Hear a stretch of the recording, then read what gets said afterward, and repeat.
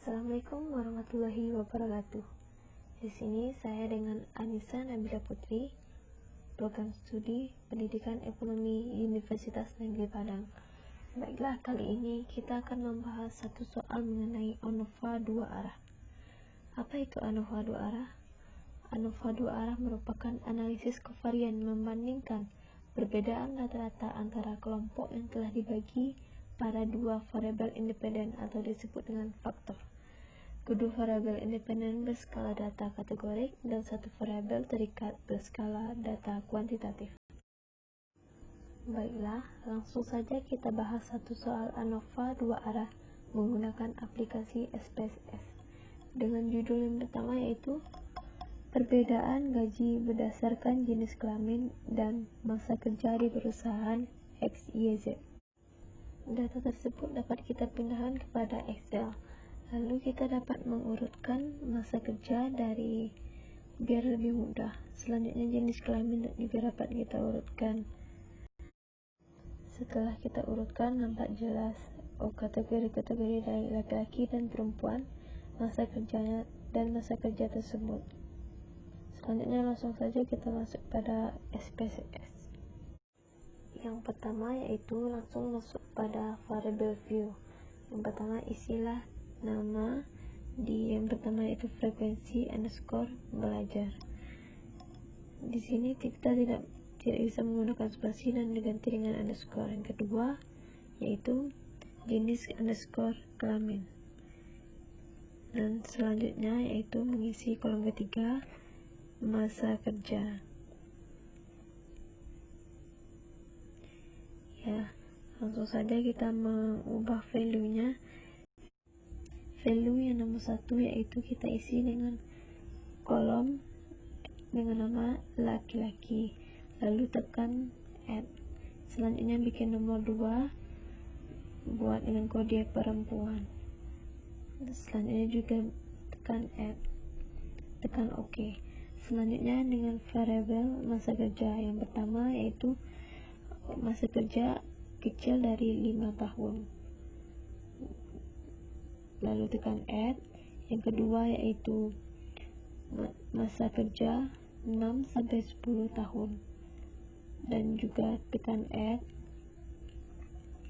Selanjutnya yang ketiga yaitu masa kerja lebih besar dari 10 tahun dan juga kita tekan add. Setelah itu kita tekan OK. Tahapan selanjutnya itu dengan mengcopy data dari Excel ke SPSS. Lalu kita membuat kode 1 pada jenis kelamin yang dimana kode tersebut adalah laki-laki dan masa kerja angka 1 yaitu kecil dari 5 tahun. Selanjutnya juga kita urutkan ke kode yang kedua yaitu kode 6-10 tahun.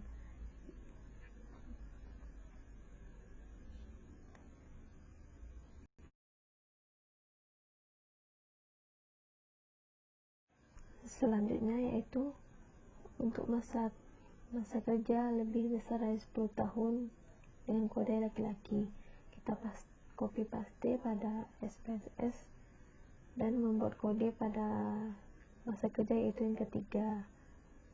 Dan jangan lupa kita membuat kode pada jenis kelamin yang pertama yaitu kode jenis kelamin laki-laki.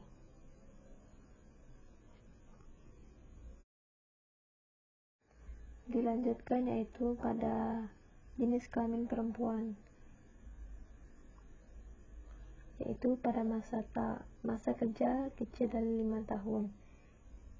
Kita copy pada data tersebut dan kita pastikan pada data view di SPSS. Kodenya jangan lupa yaitu angka 2 yang berarti jenis kelamin perempuan, dan juga pada masa kerja angka 1 yaitu kecil dari 5 tahun.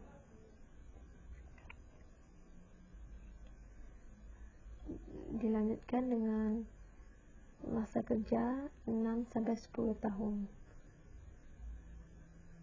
Dipindahkan kepada data view dengan kode masa kerja angka 2.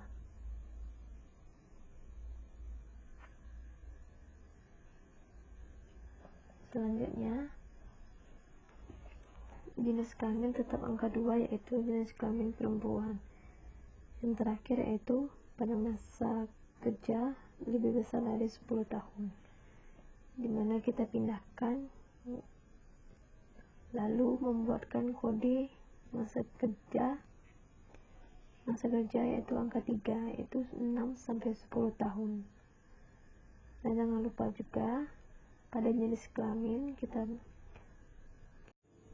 setelah itu kita juga dapat menampilkan kategori data yang kita insertkan tadi dengan klik type view, lalu mencentang value label, uji normalitas dengan cara analyze general linear model, lalu ambil univariate, lalu masukkan frekuensi gaji ke dependent variable, jenis kelamin dan masa kerja pada fixed factor, lalu centang standard, tekan continue, lalu tekan OK, lalu keluar hasil output ini kita abaikan dan kita mendapatkan nilai standar. Selanjutnya ambil analyze, lalu descriptive statistik, ambil explore, lalu masukkan standar residu pada dependent list, lalu bukan pods, lalu centang normality pola, tekan OK. Selanjutnya kita masuk pada tabel yang digunakan, yaitu tabel Shapiro-Wilk.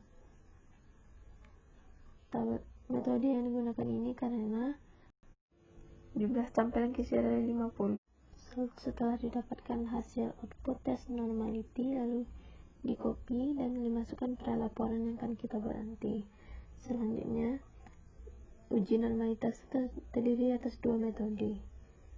Metode yang pertama yaitu metode normalitas probabilitas Shapiro-Wilk, yaitu antara 30 sampai 50 sampel serta Kolmogorov Smirnov antara besar dari 50. Uji normalitas tersebut yaitu dengan sampel 45 dan taraf signifikan 5%, didapatkan pada tabel yaitu 0,698, yaitu lebih besar dari 0,05.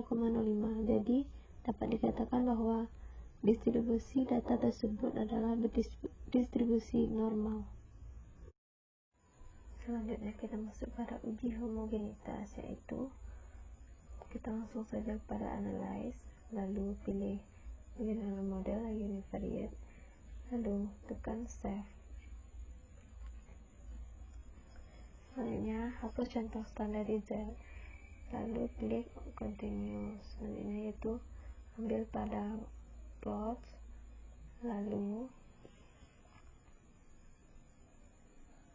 pindahkan jenis kelamin pada horizontal dan masa kerja pada separate, lalu klik add untuk memunculkan variabel baru, yaitu variabel jenis kelamin dan masa kerja, lalu klik continue. Selanjutnya ambil pada option, lalu pindahkan jenis kelamin ke display, masa kerja juga jenis kelamin dan masa kerja, klik continue dan selanjutnya pilih post hoc ini pindahkan masa kerja pada post hoc test 4. Selanjutnya checklist pada 2K dan klik continue. Selanjutnya klik OK dan akan menghasilkan output, yaitu yang digunakan untuk homogenitas yaitu Levenian test of equity of variance. Pindahkan ke laporan interpretasi, lalu pada tabel di atas dapat dilihat bahwa nilai signifikan dari tabel tersebut adalah 0,335, yaitu lebih besar dari 0,05. Artinya ketiga kelompok data memiliki varian yang sama atau homogen. Selanjutnya itu uji hipotesis. Yang pertama itu merumuskan hipotesis. Tiga hipotesis itu ada atau tidaknya perbedaan frekuensi dari jenis kelamin, yang kedua yaitu dari jenis masa kerja, yang ketiga yaitu ada atau tidaknya pengaruh antara jenis kelamin dan masa kerja terhadap kondisi gaji. Yang kedua yaitu menunjukkan kriteria, yaitu pertama signifikan hitung lebih besar dari signifikan 5%. Yang kedua itu F hitung lebih besar dari F tabel, maka H0 ditolak. Selanjutnya itu taraf signifikan yang digunakan yaitu signifikan 5% atau 0,05. Selanjutnya itu menghitung nilai statistik, yaitu yang pertama mencari nilai F tabel. Kita dapat menentukan yang pertama faktor jenis kelamin. Mendapatkan DF yaitu 2 dikurang 1, mendapat hasil 1.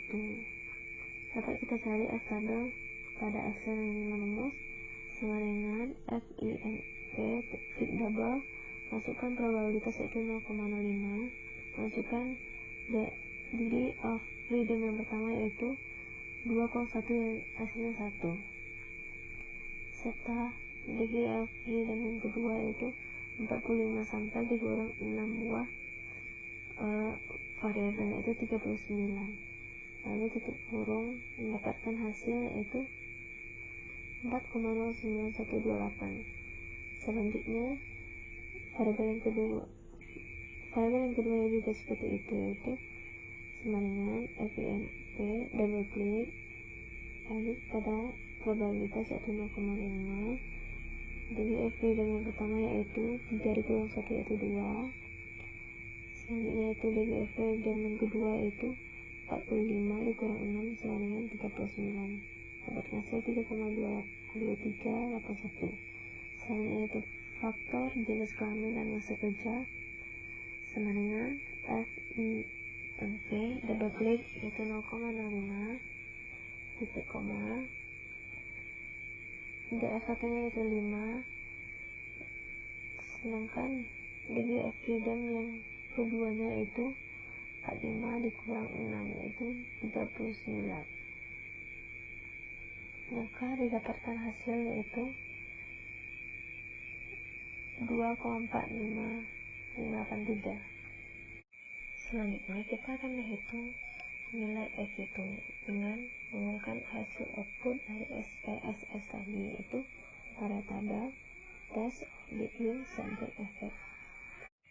Tinggal kita copy paste dan sekarang ke laporan yang kita akan gunakan. Nilai yang akan kita gunakan yaitu